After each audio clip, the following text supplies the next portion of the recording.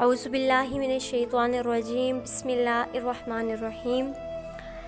ایک مولوی صاحب تھے، ان کے پاس 4 دوست آئے اور انہوں نے آ کے کہا کہ مولانا صاحب ہمارا ایک دوست ہے تو وہ راہ راست سے ہٹ گیا ہے اور اس کے کچھ ایسے گناہ ہیں، کچھ ایسے کفرانہ کلمات وہ کہتا ہے کہ بہت سے مولانا نے اس پہ کفر کا فتویٰ لگا دیا ہے، تو ہم سے اس کی یہ حالت نہیں دیکھی جا سکتی، ہم اسے جیتے جی کس طرح اس دوزخ میں چھوڑ دیں کہ اس کا ٹھکانہ بھی آگے جہنم ہو، تو کیا آپ اس کی کچھ رہنمائی کر سکتے ہیں؟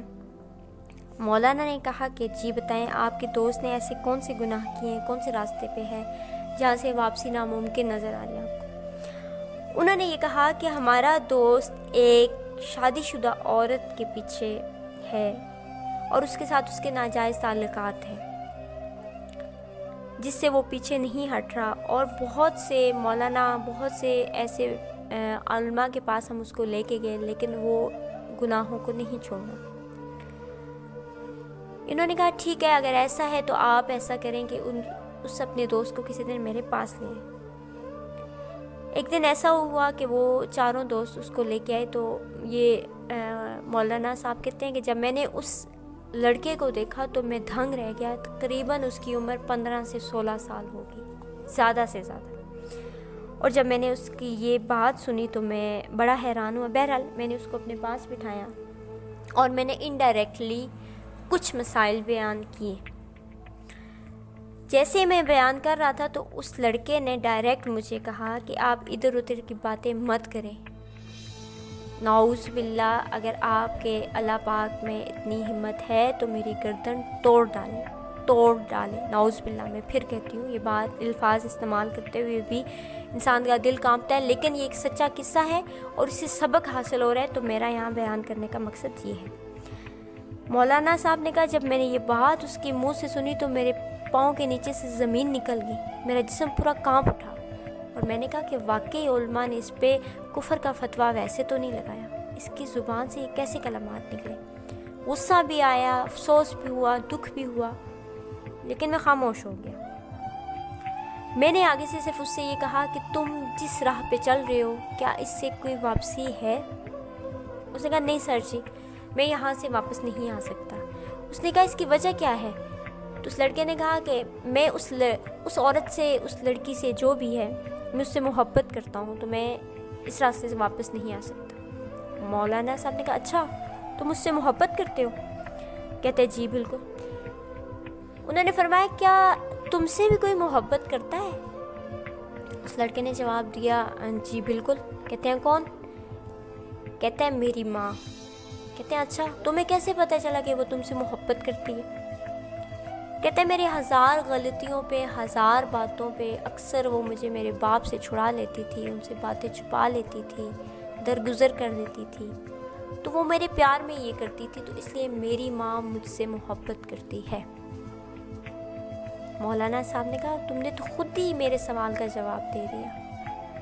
اگر تمہاری ماں تمہاری غلطیوں کو چھپا کر تمہارے باپ سے تمہیں چھڑا سکتی ہے، تمہاری غلطیوں کو درگزر کر کے تم پہ اپنا پیار نچھاور کر سکتی ہے، تو کیا وہ اللہ پاک کی ذات نہیں ہے جس کے لیے تم نے نعوذ باللہ ایسے کلمات بیان کیے کہ وہ تمہیں اسی وقت بھی اس کے سزا دے سکتا تھا، لیکن اس نے ابھی تک تمہیں ڈھیل دی ہوئی ہے؟ کیا اس کی محبت تمہیں نظر نہیں آ رہی کہ شاید میرا بندہ سیدھے راستے پہ آ جائے، واپس آ جائے؟ بہرحال اس بندے نے یہ بات سنی تو اس نے کہا جی میرے مشکل ہے یہاں سے واپس آنا، کہہ کے وہ اٹھ گیا اور وہ وہاں سے چل دیا۔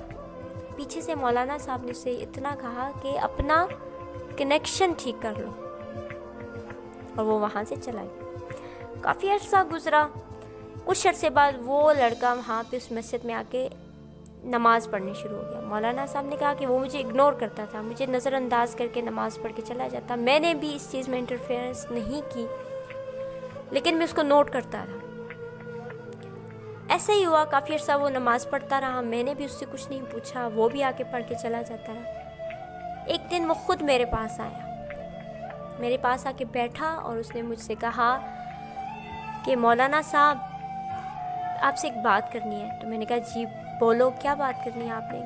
کہا مولانا صاحب میرا کنیکشن ٹھیک ہو گیا۔ تو کہتے ہیں کہ میں یہ بات سن کے میرا دل خوشی سے اچھل پڑا.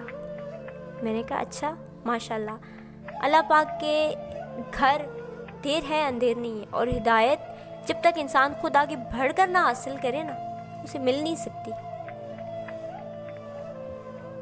تو اس نے کہا کہ میرا کنیکشن ٹھیک ہو گیا اور میں اب اللہ کے راستے پہ آ گیا ہوں. تو وہاں پہ انہوں نے کہا کہ میں رونے لگ گیا یہ بات سن کے کہ اللہ پاک جو 70 ماؤں سے زیادہ انسان سے پیار کرتا ہے تو ویسے تو نہیں کرتا. وہ ہماری کتنے گناہوں کو پشی پشت کر کے ہمیں ہزاروں نعمتوں سے نوازتا ہے, ہمیں ہزاروں خوشیاں دیتا ہے. اگر وہ ہمیں دکھ بھی دیتا ہے تو وہ ہماری آزمائش ہوتی ہے, ہمارے ایمان کی آزمائش ہوتی ہے.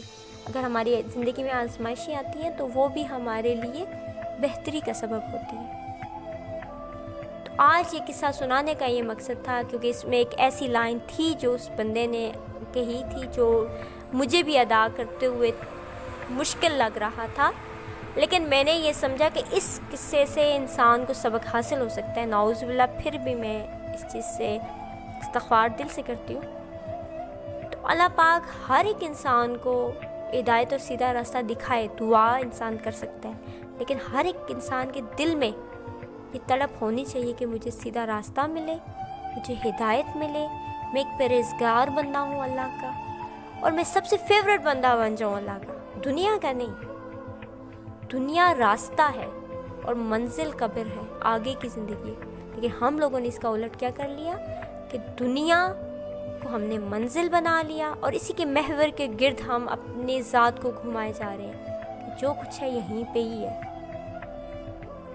تو اگر وہ ہمارے اتنے گناہوں کو بھی اگنور کر کے ہم پہ اتنی رحمتیں کر رہا ہے تو ہمیں 70 ماؤں سے زیادہ پیار کرتا ہے, کیونکہ ہم اس کی مخلوق ہیں, اس نے ہمیں تخلیق کیا ہے. تو ہمارا یہ حق بنتا ہے کہ اپنے مالک و خالق کا حق ادا کریں, اس کے احکامات کے مطابق اپنی زندگی گزاریں, خود بھی سیدھے راستے پہ چلنے کی کوشش کریں. محنت اللہ نے مانگی ہے, نتیجہ نہیں مانگا, اور ساتھ دوسروں کو بھی لے کے چلیں, اجتماعی طور پہ, انفرادی طور پہ نہیں.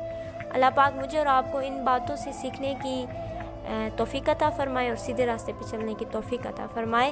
السلام علیکم ورحمۃ اللہ وبرکاتہ.